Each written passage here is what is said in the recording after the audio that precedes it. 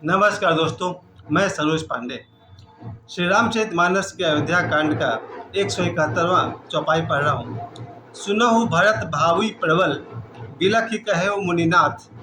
हानि लाभ जीवन मरनु, जस अपजसु विधि हाथ। श्री रामचरितमानस की इस चौपाई में कहा गया है कि सुनहु भरत भावी प्रबल। वशिष्ठ मुनि जी कहते हैं ये उस समय का दृश्य है जब राजा दशरथ ने अपना शरीर छोड़ दिया भगवान श्री राम के वियोग में, और भगवान श्री राम को वनवास हुआ है। लक्ष्मण जी भी उनके साथ है, माता सीता भी उनके साथ है। उस समय भरत जी को समझाते हुए वशिष्ठ मुनि कहते हैं, सुनहु भरत भावी प्रबल। ए भरत सुनो, ये जो विधि का विधान है, ईश्वर का जो विधान है, बहुत ही प्रबल है।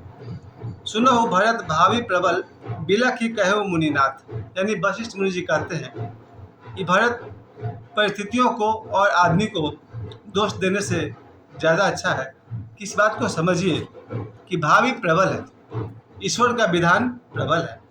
हानि लाभ जीवन मरनु, जसु अपजसु विधि हाथ। हानि लाभ, जीवन मरण, यश अपयश सब विधाता के हाथ में है। इस बात को आज हम लोग ज़रा गौर से समझेंगे तो मैं अपने जीवन के 3 विवाह की कथाओं को बताना चाहूँगा। सिर्फ इतना ही कहना चाहूँगा कि वो 3 विवाह किस तरह विधाता की मर्जी से हुए हैं। इस 3 घटनाओं को सुन करके आप सभी को समझ में आएगा ईश्वर की इच्छा के आगे आदमी कुछ भी नहीं है। सबसे पहले मैं आपको बताना चाहूँगा 3 ऐसे विवाह के बारे में। एक आज से करीब 50 साल पहले की बात है।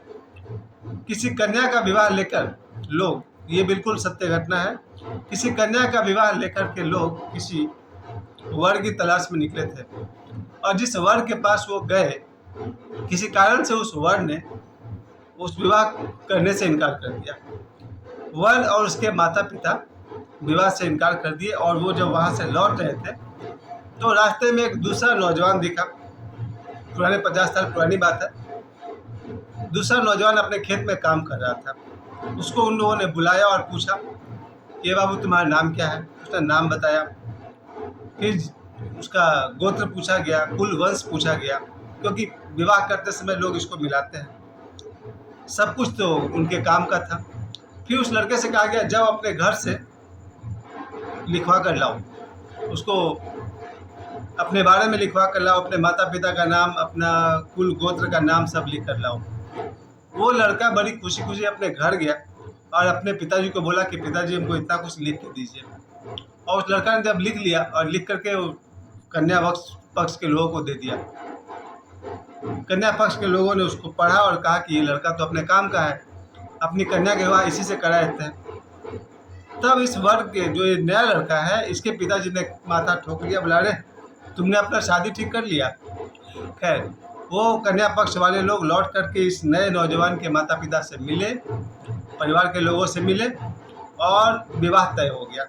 बाद में वो विवाह जीवन पर्यंत चला, 50 वर्षों तक चला, उससे भी ज़्यादा चला। तो ये रहा विवाह का पहला दृश्य। इस दृश्य से मैंने यही सीखा है, ये बिल्कुल पूरी तरह सत्य घटना है। अब इससे मुझे दिखाई पड़ता है कि शादी ब्याह जो हम लोग समझते हैं, ये गुड्डा गुड्डी का खेल नहीं है, ये विधाता के हाथ से ही संभव है। दूसरा विवाह जो मुझे याद आता है, उसमें एक आदमी कहीं इंजीनियरिंग का डिग्री का पढ़ाई कर रहे थे, और उनका जो रूममेट था और क्लासमेट भी था, वो जहाँ रहता था उससे मिलने के लिए ये आदमी गया। और उसी मोहल्ला में एक लड़की रहती थी। बातों बातों में शादी ब्याह की बात चली, वही कुल गोत्र सब मिलाया गया और ये विवाह हो गया। ये विवाह भी वर्षों चला।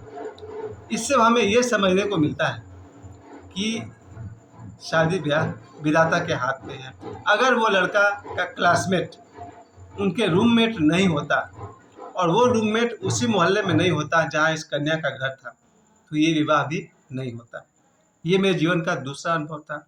और तीसरा अनुभव स्वयं मेरा विवाह।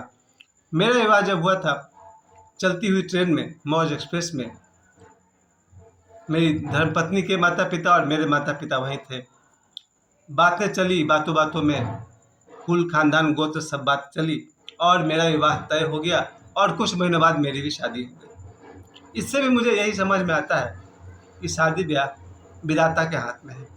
हम सब जितने भी कन्या के माता पिता हैं या वर के माता पिता हैं, इस बारे में बहुत परेशान मत होइए।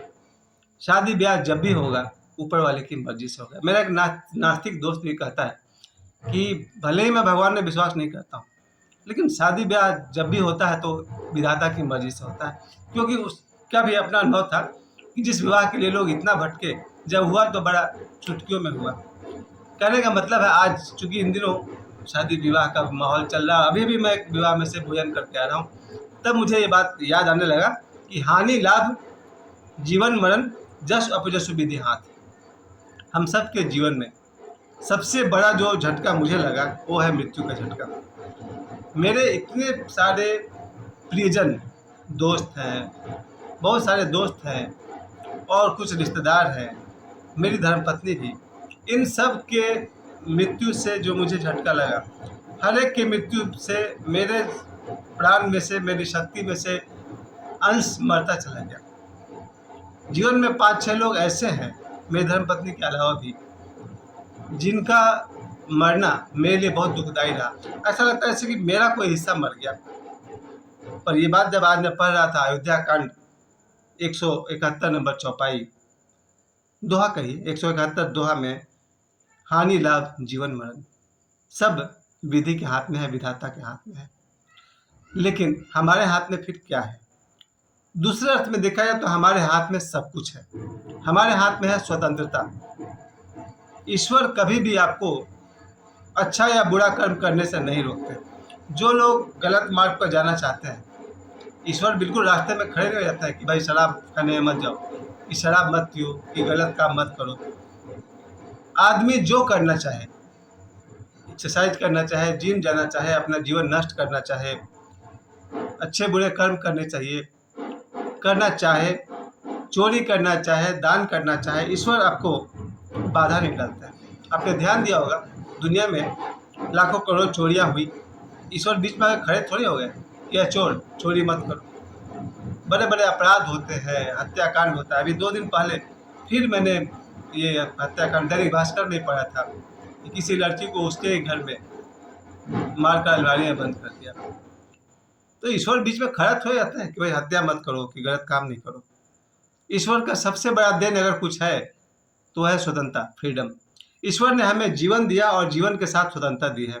और इस स्वतंत्रता में ये बात शामिल है, आप अच्छे कर्म कर सकते हैं, आप बुरे कर्म कर सकते हैं, आप परिश्रम कर सकते हैं, आप आलसी हो सकते हैं, आप मेधावी विद्यार्थी बन सकते हैं, आप एक सी ग्रेड विद्यार्थी बन सकते हैं।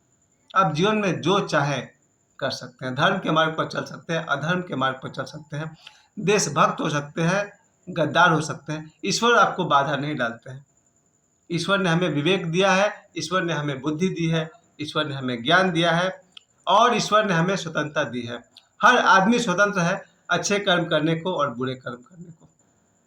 जब आप एक बार एक कदम उठा लेते हैं, अब उसका जो निष्पत्ति है, परिणाम है, फल है, वो भोगना ही पड़ता है।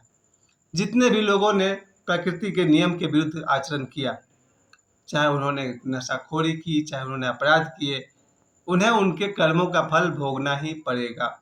क्योंकि स्वतंत्रता कर्म करने में थी, फल भोगने में कोई स्वतंत्रता नहीं है। कोई काम आपको करना है या नहीं करना है, स्वतंत्रता वहीं तक है। एक बार आपने कर्म कर लिया, अब आप फल भोगने में स्वतंत्र नहीं है। फल आपको भोगना ही पड़ेगा। कर्मण्येवाधिकारस्ते मा फलेषु कदाचन। यानी कि हम सबको स्वतंत्रता है, लेकिन कर्म करने की और न करने की, फल भोगने और न भोगने की स्वतंत्रता आदमी को नहीं है। खैर, आज अपने वीडियो के माध्यम से आप सभी से कहना चाहता हूँ, जीवन में बहुत सारे हानि, मुझे तो बहुत ज़्यादा हानि हुआ, चाहे वो शेयर मार्केट का मामला हो या मुंबई में 15 साल रह करके कई बार काम किए, मुझे पैसे नहीं मिले। मुंबई में बहुत सारे सीरियल फिल्म में मैंने काम किए जिसका मुझे पैसे भी नहीं मिले, और कई जगह नौकरी की, ट्यूशन पढ़ाया, स्कूल में पढ़ाया, मुझे पैसे नहीं मिले, बहुत बार पैसे नहीं मिले। तो आज उस चौपाई में मुझे दिखाई पड़ रहा साफ साफ कि हानि लाभ, और जो जीवन में लाभ मिला, जो जीवन में हानि मिला, विधि के हाथ है। और कहते हैं जीवन मरण, जीवन में अगर मैंने 5 लोग खोए हैं तो 5 रत्न पाए भी होंगे। ईश्वर ने अगर मुझसे मेरे पत्नी को छीना है तो मेरा बेटा, मेरी बेटी ईश्वर का ही दिया हुआ है। माँ चली गई है, पिताजी हैं, परिवार है, ये ईश्वर का ही देन है। यानी कि जीवन मरण विधाता के हाथ में है। यश अपयश, यहाँ भी वही बात है। कुछ लोगों ने ऐसे नाम कमाए और कमा रहे हैं कि पूरी दुनिया में उनका यश फैला है, और कुछ लोगों ने अपयश भी कमाया कि जब तक भगवान राम का नाम जिंदा है तब तक रावण का भी नाम जिंदा है, कृष्ण का नाम अमर है तो कंस का भी नाम अमर है।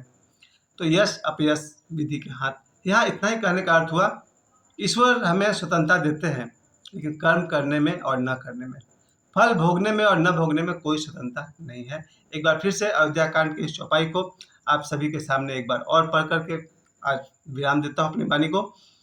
वशिष्ठ मुनि कहते हैं, सुनहु भरत भावी प्रबल, बिलख ही कहु मुनिनाथ, हानि लाभ जीवन मरणु, जसु अपजसु विधि हाथ। मुझे समय देने के लिए आप सभी को बहुत बहुत धन्यवाद। कल रामनवमी था और आज मैं भगवान श्री राम चरितमानस से आपको ये दोहा आपके सामने रख रहा हूँ। समय देने के लिए आप सभी को बहुत बहुत धन्यवाद। जय श्री राम।